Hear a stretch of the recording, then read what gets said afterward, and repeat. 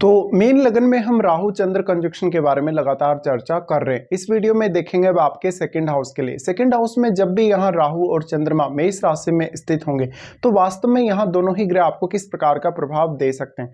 देखिए, चंद्रमा यहाँ आपके फिफ्थ लॉर्ड होकर बैठे हैं राहु के साथ, और ऐसा राहु आपके एग्रेशन को बहुत ज्यादा बढ़ाने का काम करेगा, क्योंकि राहु की ये प्रवृत्ति होती है कि जिस साइन में भी वो होते हैं उस साइन की प्रवृत्ति को ही काफी ज्यादा मल्टीप्लाई करते हैं। अब यहाँ पे आपको देखना होगा वास्तव में मंगल आपके चार्ट में कैसी स्थिति में है। अगर मंगल का संबंध सेकंड हाउस से हुआ तो ऐसा राहु आपका एग्रेशन और भी ज्यादा बढ़ाएगा, लेकिन ये राहु बोलने में आपको थोड़ा मैनिपुलेटिंग बना सकता है। साथ ही साथ आप हर बात पर लगभग प्रतिक्रिया देने वाले हो सकते हैं।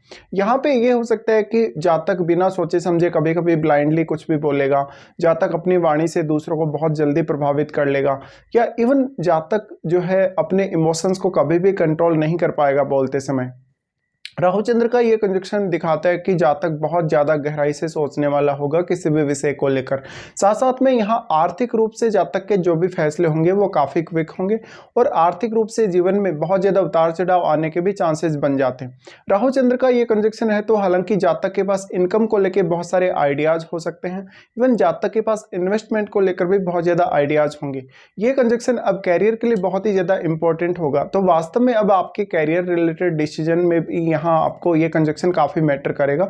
साथ ही साथ यहाँ अब राहु के साथ बैठे हुए ग्रह का इंपॉर्टेंस बहुत ज्यादा बढ़ जाता है, और साथ ही मंगल का भी, क्योंकि मंगल इन दोनों ही ग्रहों के लिए डिस्पोजिटर हैं। साथ ही साथ यहाँ जो भी राहु के साथ प्लेनेट बैठेगा उसका संबंध आपको मंगल के साथ तो देखना ही होगा। इसके साथ साथ राहु के साथ भी आपका उस ग्रह का जो संबंध है बहुत ज्यादा मैटर करेगा, क्योंकि राहु के साथ अगर यहाँ कोई भी फ्रेंडली प्लेनेट अगर बैठता है तो वो प्लेनेट आपको काफ़ी ज़्यादा मदद कर सकता है आपकी फैमिली लाइफ में, आपके रहन सहन या आपके अर्निंग्स को लेकर।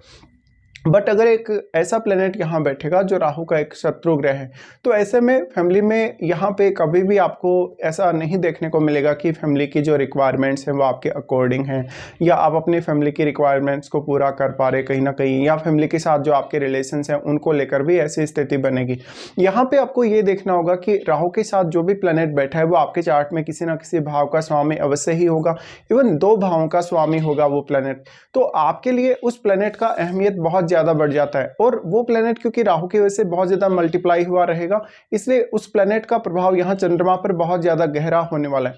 इसके साथ साथ यहाँ पे अब मंगल की भूमिका बहुत ज्यादा अहम हो जाती है, क्योंकि मंगल का अगर सेकंड हाउस से संबंध बनता है तो यहाँ चंद्रमा भी उतने ही ज्यादा प्रभावित होंगे। साथ ही साथ आपको यहाँ अपनी महादशा पर भी हालांकि विचार करना होगा, वास्तव में आपको राहु की या चंद्रमा की महादशा है या नहीं। लेकिन देखिए, यहाँ पे अगर हम दृष्टि संबंध के हिसाब से भी देखेंगे तो राहु सबसे पहले आपके 6th हाउस पे दृष्टि डालेंगे, जहां पर वो सूर्य के घर पे दृष्टि डाल रहे हैं चंद्रमा के साथ बैठकर।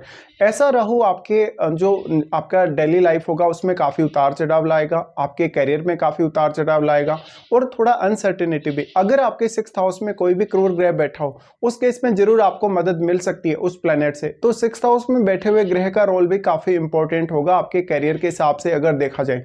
ऐसा जब तक अपने डेली लाइफ में कभी भी स्टेबिलिटी नहीं देख पाएगा, भले ही तो वो अपने वर्क प्लेस पे भी ऐसी स्थिति देखेगा, चाहे अपने डोमेस्टिक मामलों में या घर के जो जुड़े हुए मैटर हैं उनमें भी। तो यहाँ पे सबसे बड़ी जो समस्या रहेगी आपके स्टेबिलिटी की रहेगी। स्टेबिलिटी आपके जीवन में जितनी अधिक होगी उतना ही ज़्यादा कहीं ना कहीं आप सेटिस्फाई रहेंगे। तो यहाँ फैमिली को लेकर, अर्निंग्स को लेकर ऐसा राहु चंद्र का कंजक्शन बहुत ज़्यादा डिससेटिस्फेक्शन पैदा करेगा। राहु हालांकि आपको 6th हाउस पे दृष्टि डाल रहे हैं तो अच्छा प्रोटेक्शन प्रोवाइड करने का काम करेंगे, लेकिन हमेशा आपके बॉस के साथ, इवन कलीग्स के साथ आपको कोई ना कोई इशू हमेशा ही देखने को मिलेगा। उसके बाद राहु और चंद्र का दृष्टि पड़ेगा आपके अष्टम भाव पे। अष्टम भाव पे जो दृष्टि पड़ेगा ये और भी ज्यादा इंपॉर्टेंट होगा, क्योंकि यहाँ राहु के साथ बैठे हुए प्लेनेट का रोल बहुत ज्यादा अहम हो जाता है। राहु के साथ अब जो भी प्लेनेट बैठा है, क्योंकि वो प्लेनेट यहाँ राहु के वजह से काफी मल्टीप्लाई हुआ है, और वो ग्रह यहाँ केतु को भी काफी तेजी से प्रभावित कर पाएगा, और साथ साथ में केतु के साथ बैठे हुए ग्रह को भी। तो यहाँ वास्तव में बुध के साथ आपको उस ग्रह के संबंध देखने होंगे। साथ ही साथ आपको ये देखना होगा कि केतु के साथ और केतु के साथ बैठे हुए ग्रह के साथ उसका संबंध कैसा है। नॉर्मली हम यहाँ ये मानते हैं कि राहु के साथ बैठा हुआ ग्रह, क्योंकि यहाँ केतु के साथ बैठे हुए ग्रह को भी बहुत ज़्यादा प्रभावित कर पाएगा, तो ऐसे में वो ग्रह आपको यहाँ केतु के साथ बैठे हुए प्लैनेट से रिलेटेड डिसीजन लेने में काफ़ी हद तक मदद कर सकता है। बट मान लीजिए केतु के साथ अगर कोई भी प्लैनेट बैठा है, उस प्लैनेट से रिलेटेड आपको बहुत ज़्यादा मेहनत करनी पड़ सकती है। हालांकि वो प्लैनेट आपको अष्टम भाव से जुड़े हुए मामलों में बहुत ज़्यादा मदद कर सकता है, अगर वो अष्टम भाव के लिए एक सपोर्टिव प्लैनेट हुआ तो। साथ साथ में उस प्लैनेट की प्रवृत्ति कहीं ना कहीं आपके इमोशंस पे, आपके सोचने समझने पे, आपके निर्णय लेने पे बहुत गहरा असर डालेगी। इसके साथ साथ वास्तव में क्या आपका जो प्रोफेशन है वो 8th हाउस से रिलेटेड है या नहीं। देखिए, अगर आपका प्रोफेशन 8th हाउस से रिलेटेड होगा तो यहाँ पे प्रोफेशन वाइज आपको और भी ज़्यादा डिससेटिस्फेक्शन और उतार चढ़ाव देखने को मिल सकते हैं। बट राहु चंद्र इस तरीके से अष्टम पे दृष्टि डालें तो ये सबसे बड़ा पॉजिटिव पॉइंट निकल के आएगा कि जातक कहीं ना कहीं ज़्यादा अच्छे से फोकस कर पाएगा और बहुत ही गहराई से वो अपने जो भी विषय रहेंगे, कोई भी पर्टिकुलर विषय उसका, चाहे वो कोई रिसर्च वगैरह कर रहा है, चाहे अष्टम भाव से जुड़ा हुआ कोई अपना प्रोफेशन उसने चुना हो, या अदर कोई भी काम ऐसा जो अष्टम से जुड़ा है, तो ऐसे में जातक को एक बहुत ही डीप थॉट यहाँ मिल जाएगा।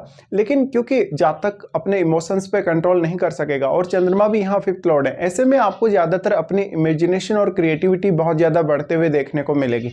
इसके साथ साथ आपको फैमिली से तो एक्सपेक्टेशन बहुत ज्यादा रहेंगी ही, कभी कभी आपको मैरिज होने के पश्चात अपने इन लॉज से भी बहुत बड़ी एक्सपेक्टेशंस रहेंगी। साथ ही क्योंकि यहाँ अब चंद्रमा 5th लॉर्ड है, 5th लॉर्ड होने के केस में आपके लिए यहाँ दूसरों को प्रभावित करना, आपकी जो भी हैबिट्स हैं, जो भी आपकी क्रिएटिविटी है, जो भी आप में सर्जन क्षमता है, या इवन जो भी आपका टैलेंट है, जो नेचुरल टैलेंट आपको मिला है प्रकृति के द्वारा, लेकिन यहाँ पर अनसर्टेनिटी बहुत ही ज़्यादा है। तो वास्तव में यहाँ कन्फ्यूजन की स्थिति बनेगी पंचम भाव से जुड़े कार्यों को लेकर।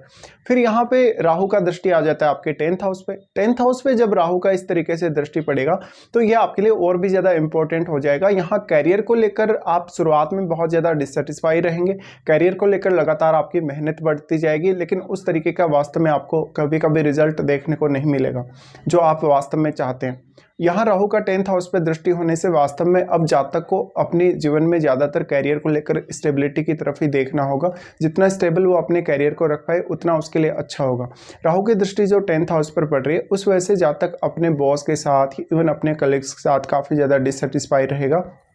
साथ ही साथ जातक का जो फोकस है कहीं ना कहीं वो बहुत सारे मल्टीपल कैरियर्स पे रह सकता है। ऐसे में उसको अपने लिए एक पर्टिकुलर कैरियर डिसाइड करने में कभी कभी समस्या हो सकती है। तो राहु का जो दृष्टि पड़ रहा है वो और भी ज़्यादा आपके लिए अनसर्टेनिटी लेकर आएगा और बहुत ज़्यादा डिससेटिस्फेक्शन में। लेकिन देखिए, मेन लगन है आपका, तो मेन लगन में जो 10th हाउस में राशि है वो जुपिटर का घर है। जुपिटर का घर होने से वास्तव में अब अगर जुपिटर का संबंध राहु से हुआ तो ये और भी ज़्यादा कहीं ना कहीं आपकी चाहत को बढ़ाएगा कैरियर में आगे बढ़ने को लेकर। तो इस तरीके से आपको यहाँ विचार करना है। साथ ही साथ अब आपको अपनी महादशा पर भी अवश्य विचार कर लेना चाहिए, वास्तव में आपको राहु की या चंद्रमा की महादशा है या नहीं।